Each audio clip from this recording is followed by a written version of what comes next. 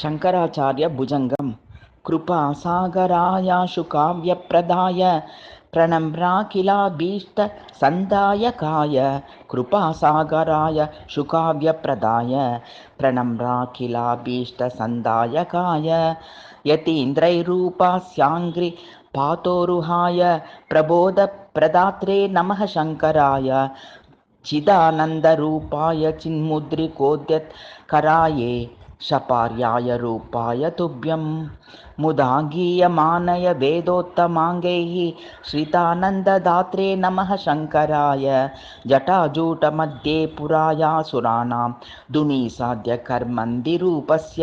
शम्भोः गले मल्लिकामालिककाव्यजातस्ते विभातीति मन्ये गुरु किं तथैव नकेन्द्रप्रभादूतनम्रालि हार्दान्तकार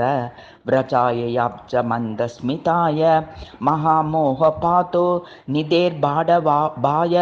प्रशान्ताय कुर्मो नमः शङ्कराय प्रणम्रान्तरङ्गाब्ज बोधप्रदात्रे दिवारात्रमव्याहत्रोस्राय कामं चपेशाय चित्राय लक्ष्मक्षयाभ्यां विहीनाय कुर्मो नमः शङ्कराय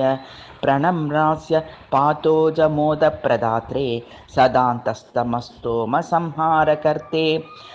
रजन्यामपि द्वप्रकाशाय कुर्मो ह्युपूवार्य पूष्णे नमः शङ्कराय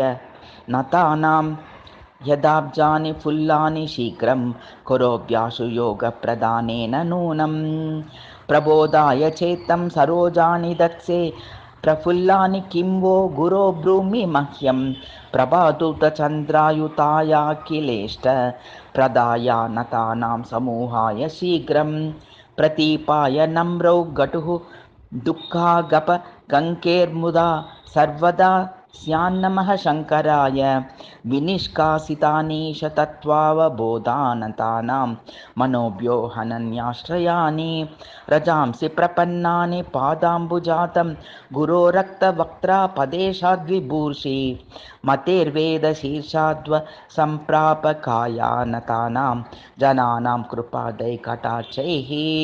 ततेः पापवृद्धस्य शीघ्रं निहन्त्रे स्मितास्याय कुर्मो नमः शङ्कराय सुपर्वोक्तिगन्धेन हीनाय तूर्णं पुरातोटकायाखिल ज्ञानदात्रे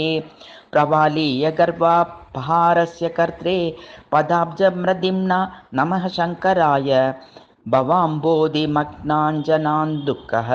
युक्ताज्ववादुर्दिदुर्शुभुवा नित्यहोऽहं विदित्वा हि ते कीर्तिमन्यादृशम्भो सुखं निर्विशङ्कः स्वपिम्बस्तयन्तः।